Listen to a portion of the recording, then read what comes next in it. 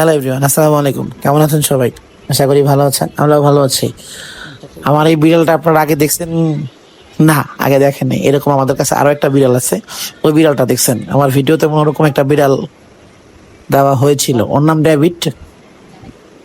এটা ডেভিডেরই সন্তান, কিন্তু ওকে কখনো আমরা সামনে আনিনি।